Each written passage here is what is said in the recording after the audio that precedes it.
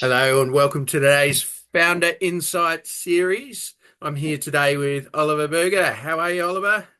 Yeah, good. How are you? I'm fantastic, and thanks for coming on today.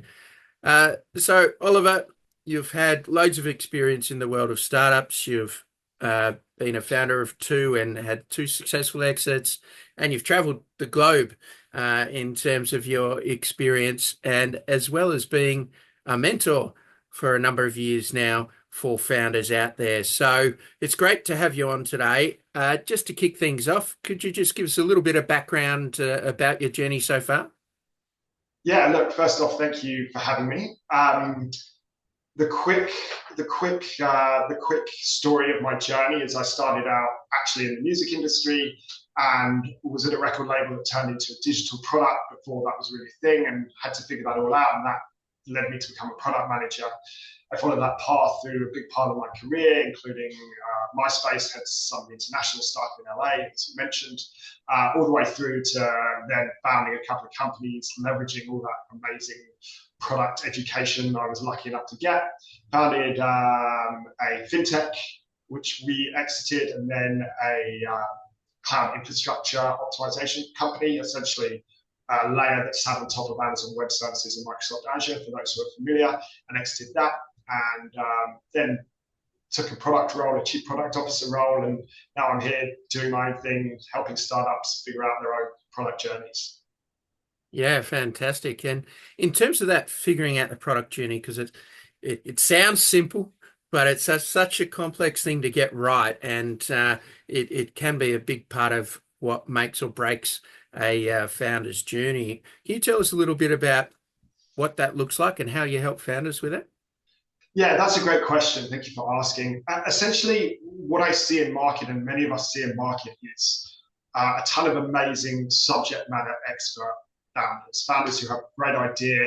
They're probably from a certain part of the market. They understand the problem space deeply, and they're incredibly well positioned to go and execute and solve the problems and leverage the opportunities. Where they maybe need support and help is like, how do I turn this problem space, this opportunity, this idea I've got into a meaningful product? What are the pathways I follow? What are the frameworks I use? So I work with founders all the way starting out, all the way through Series C plus even, and help them engineer an environment that's going to be conducive to building products in a way that's going to solve the problem they've identified. It's going to empower the team as they get later and grow the team to do the same, and it's going to deliver a product that's going to realize their incredible vision. Yeah, fantastic. And you mentioned, you work with founders from right at the start through to Series C and beyond. When you're talking to those early stage founders, how do you determine whether or not they're ready to start their product journey? Yeah, wow, that's a really interesting question.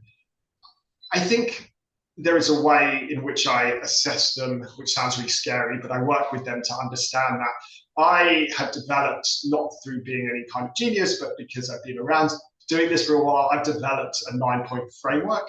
And using that framework, which ranges all the way from kind of making sure identifying the pain point and putting the customer first through to setting goals and kind of values for the business and beyond, to make sure you're working in a disciplined way to MVP and accountability, you're biasing to action, etc.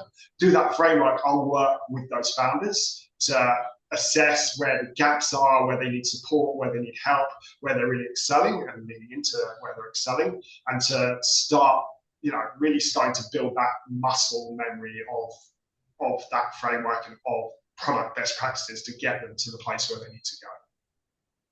Yeah, fantastic. And I think that's so important, particularly with early stage founders. They've got so many things that they want to do. Providing them that structure to work on, I think would be really valuable to those founders. So we mentioned at the start, Oliver, that you've done a fair bit of mentoring of founders for a number of years now, and you've been voted multiple times as the number one cohort mentor as part of StartMate's programs. Can you tell me a little bit about how you go about mentoring founders and what you do that sort of stands you apart? Yeah, thank you. So there's probably a couple of ways to answer that question. One is I lean on the frameworks that I've built. I try and, I think about all the pain that I've been through across multiple facets, not just product, but running a business, the sales, the finance, etc. And I try and, think about all the mistakes I've made and stop or help founders who stop making those mistakes. It's a really interesting tightrope you're walking though, because it's not your business at the end of the day, it's the founder's business. And you're always, or I am always thinking like, well, how do I guide them in the right direction? How do I give them enough space to leverage their own lived experience, their expertise in their space, the fact that there's probably a ton of stuff they know better than me beyond even that subject matter, and how do I guide them in the right direction? So I find, and I've experienced this with coaches before that have coached me, like asking a lot of questions, teasing stuff out rather than being prescriptive can be a really beneficial way to work with them. And if I am being prescriptive, which I sometimes am, I'll often call it out. I'll say something like, hey, I know it's not my job to tell you what to do here, but I'm going to do it anyway, and take it with a grain of salt or don't. I often find as well, when asking questions, I try and identify the kind of question I'm asking up front. Like often I'll be like, hey, this is a really pointed question. If you're doing this, what do you think of that? And sometimes I'll say, hey, this is actually a genuine question. I'm not sure where we're at here. Can you explain to me why you've gone down this path? And we'll explore those things together rather than, like I said, me being directive of how they need to kind of handle their business. Yeah, fantastic. I think that's really important as well. I was chatting to someone just earlier this week around that, and they were saying, you know, as a founder, having a balance between those who give advice and those who help you grow in yourself. You need to have that balance, and it sounds like certainly through those questions, you're helping the individual grow and self-learn, self-identify those challenges. So I think that's really important. Yeah, that's right. And if I may, I think it's kind of an interesting one. My wife's grandfather, I always try and pass this on. He had like a bit of a nugget. He was a very, he was a very impressive businessman, and he used to say, "All advice is free until you take it." So you only start really kind of paying the price for it once you actually act on it. So gather up those opinions, speak to people, and then synthesize your output based on all those inputs. Sorry, I interrupted. No, it's all good. This is all about your experience and your wisdom that you can bring to founders out there. So along those lines, you've had, we mentioned earlier, two successful exits in your founder journey so far. And both of those exits, I noticed, it was relatively short time frame in the scheme of startups from starting to exit. What do you think were some of the things that you did that enabled you to achieve that rapid growth and that early exit? Yeah, so I think, and I see this training a lot of founders, like a certain relentlessness was really important.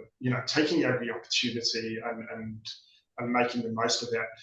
I often think about. It's funny. I often think about an analogy. There was a famous, or there is, was a famous soccer player in the UK called Gary Lineker. Some people watching this may know him, some may not.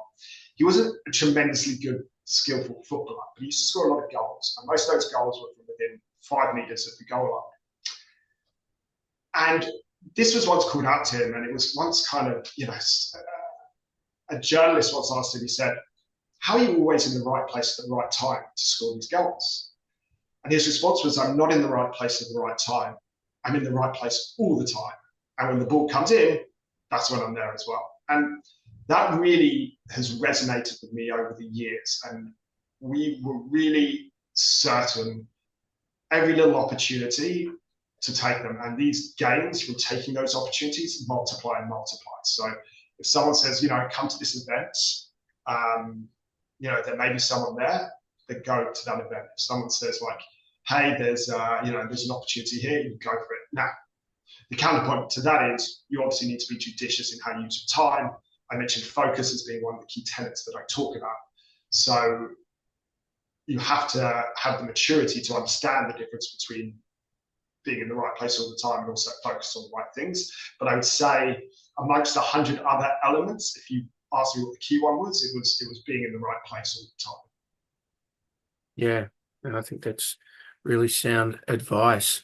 So, Oliver, as we come to the end of this, is there anything else that you can think of that would be valuable to the founders listening out there today?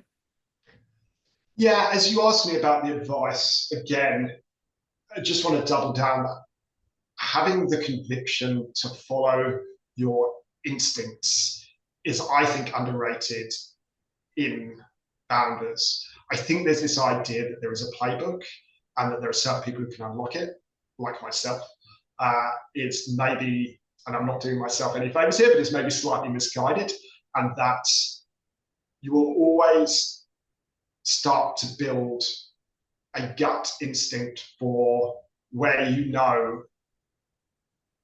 you need to head and where you know you need support. And always check that and always maintain a healthy skepticism, but also curiosity when you are working with mentors and advisors, to improve wherever you believe your gaps are.